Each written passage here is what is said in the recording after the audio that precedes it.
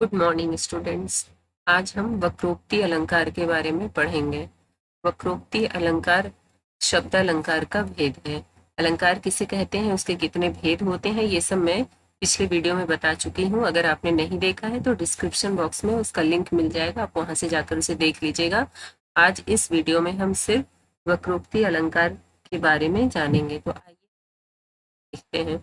जब काव्य में वक्ता द्वारा कही गई बात का श्रोता द्वारा जानबूझकर अलग अर्थ निकाला जाता है, तब वहां पर वक्रोक्ति अलंकार होता है।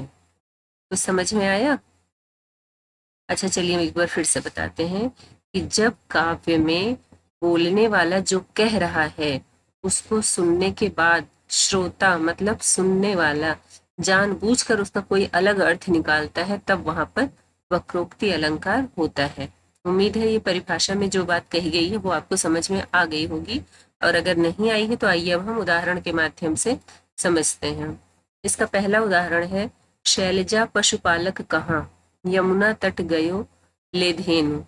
यहाँ पर देखिए शैलजा कहा गया है पार्वती जी को, क्योंकि शैल मतलब पर्वत होता है और जा मतलब उससे उत्पन्न होने वाली या होने वाला।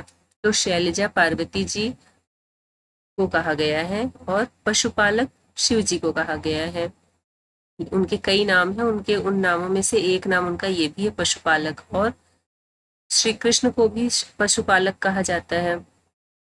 ठीक है। और यहाँ पर ये जो है लक्ष्मी जी और पार्वती जी के बीच के संवाद की पंक्तियां हैं। तो यहाँ पे लक्ष्मी जी पार्वती जी से कह रही हैं कि शैलजा मतलब पार्वती, शिव कहाँ है, पशुपालक कहाँ मतलब शिव कहाँ है, शिव जी कहाँ है। तो पार्वती जी लक्ष्मी जी की बात का मतलब समझ रही हैं, लेकिन जानबूझकर वो कहती हैं, उसका अलग अर्थ निकालती हैं और कहती हैं कि यमुना तट गयो ले धेनु, मतलब कह रही हैं, उनके कहने का मतलब है कि श्री कृष्ण यमुना के किनारे गायों को चराने लेकर लेकर गए हुए हैं। ठीक है। तो यहाँ पर लक्ष्मी जी ने जो भी पूछा है उसको पार्वती जी समझ रही हैं, लेकिन जानबूझकर उसका अलग अर्थ निकाल रही हैं, क्योंकि उन्होंने शिव जी को पशुपालक कहा, तो पशुपालक श्री कृष्ण का भी नाम है, तो उन्होंने इसी के आधार पर उनकी बात का एक अलग ही अर्थ निकाला और कहा कि यमुना के तट गए हैं गायें चराने के लिए। ठीक है। तो यहाँ पे क्या हो गया, वक्रोक्ति अलंकार। आइए अब हम दूसरा उदाहरण देखते हैं। द्वार पर को प्रिय हरि तरु शाखा जाहु, प्रिय मधुसूदन तेरो का काम।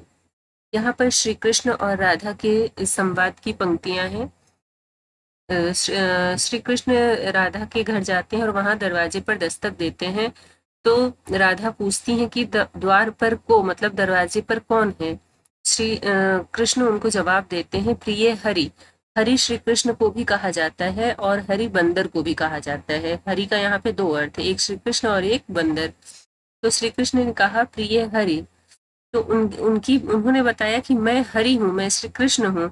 लेकिन इस बात को राधा जी समझ रही थी, फिर भी उन्होंने श्री कृष्ण की बात का अलग अर्थ निकाला और कहा तरु शाखा जाओ, मतलब पेड़ की शाखा पे जाओ। जब तुम बंदर हो तो यहाँ क्या करो, पेड़ की शाखा पे जाओ, पेड़ की टहनियों पर जाओ या पेड़ पर जाओ। तो श्री कृष्ण ने फिर कहा प्रिय मधुसूदन, श्री कृष्ण का एक नाम मधुसूदन भी है और यह मधुसूदन भंवरे को भी कहा जाता है। तो जब श्री कृष्ण ने कहा प्रिय मधुसूदन, तब राधा एक बार फिर उनकी कही गई बात का अलग अर्थ निकाल कर कह रही हैं कि तेरो का काम, मतलब अगर तुम भंवरे हो तो तुम्हारा यहाँ क्या काम। तो इस प्रकार से श्री कृष्ण द्वारा कही गई बात का राधा ने अलग अर्थ निकाला जानबूझकर। तो यहाँ पर क्या है, वक्रोक्ति अलंकार। आइए अब हम इसका तीसरा उदाहरण देखते हैं। हे गिरिजा भिक्षु कित गयो, बलि द्वार मांगन गयो रमा। यहाँ पर रमा लक्ष्मी जी हैं और गिरिजा है पार्वती जी को कहा गया है। तो लक्ष्मी जी गिरिजा मतलब पार्वती जी से कह रही हैं कि भिक्षु, भिक्षु कहा जाता है शिव जी को, क्योंकि इन्होंने भिक्षु के रूप में पार्वती जी को उनके पिता से मांगा था, तो इनका एक नाम भिक्षु भी है। तो लक्ष्मी जी पार्वती जी से पूछती हैं कि भिक्षु कित गयो, मतलब शिव जी कहाँ गए।